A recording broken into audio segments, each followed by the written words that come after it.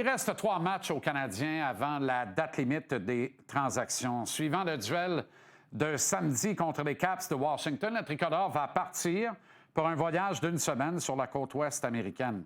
Ce sera San Jose mardi et Anaheim vendredi, quelques heures seulement après la fermeture de la fenêtre pour compléter les transactions.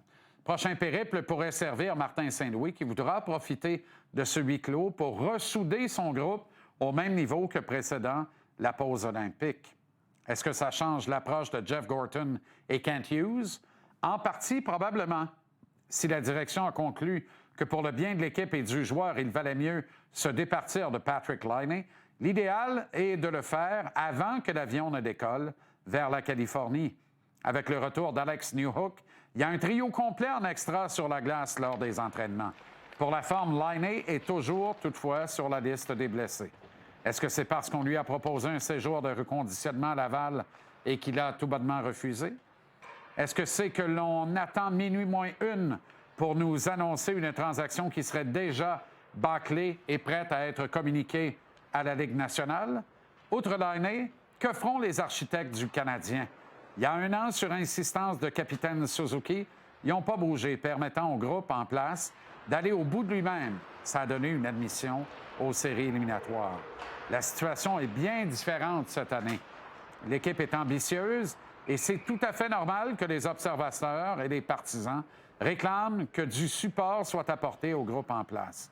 Dans leur analyse, quelle est la projection que font Gorton Hughes Associates des espoirs Michael Age et Alexander Zarovski? Qu'ils envoient un des deux, probablement Age, faire le saut avec le grand club en fin de campagne afin de brûler une année de son contrat d'entrée, voilà qui est tout à fait louable. C'est même monnaie courante dans cette organisation. Est-ce qu'il voit l'espoir des Wolverines du Michigan occuper une chaise dans le top 6 dès son arrivée? Ça, ce serait plus trop étonnant. Mais sur un troisième trio, pourquoi pas? Si tel est le cas, est-ce que l'option de mettre la main sur un vétéran joueur de centre pour pivoter Slavkovski et Demidov est toujours pertinente? Pour ma part, oui. Intégrer Age depuis l'aile, lui permettre de s'acclimater sans la pression de produire sur un top 6, voilà qui me semble plus sage. Son arrivée dès ce printemps conclut toutefois à une liste de candidats à acquérir ne possédant au pire qu'une seule autre année de contrat à écouler. Maintenant, dans ce que le CH pourrait devoir mettre en disponibilité, parce qu'il faut donner pour recevoir. Si une transaction coûte un membre du noyau, que ce soit Suzuki, Caulfield, Demidov, Slav, Kapanen, Hudson, Matheson, Dobson ou même Michael Age, moi, je pense que Montréal doit dire non et ne sera même pas intéressé. Tout le reste, par contre, m'apparaît jouable, même si certains départs me pinceraient le cœur. Solidex. Zach Bolduc a une excellente valeur, jeune. Son actuelle saison permet de le mettre sous contrat à rabais l'été prochain. Rempli de talent et de promesses, sera assurément dans les discussions. Avec le retour de Newhook, il y a un Alex de trop. Au choix, ce dernier ou le Texier. Deux joueurs de dimension similaire. Idéalement, je poursuivrais l'aventure Newhook, mais si un candidat de type Ryan O'Reilly peut être obtenu, il ne faudra pas trop s'accrocher à Newhook. Et je ne dis pas que ça se ferait un contre un, comprenez-moi bien. Kirby Dach peut intéresser une autre équipe, Jake Evans aussi. Je pense que nos vétérans de quatrième trio sont ici pour rester.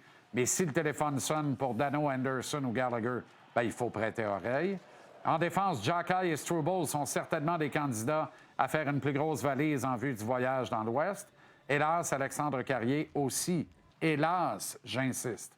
Quant à Caden Goulet, tôt ou tard, le Canadien sera face à une décision déchirante entre lui et David Reinbacher, parce que deux défenseurs ultra fragiles dans le même top 4, c'est un de trop.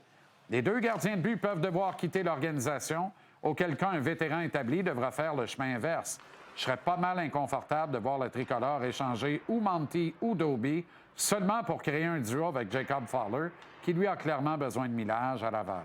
Et dans tout ça, la présence de Kapanen au centre du deuxième trio est la seule affaire qui me dérange maintenant en vue du dernier droit et des séries. Parce que pour le reste, c'est jouable, puis un statu quo avec ajout de Age en fin de campagne, voilà qui m'apparaît aussi acceptable que finalement excitant, qui l'eût cru.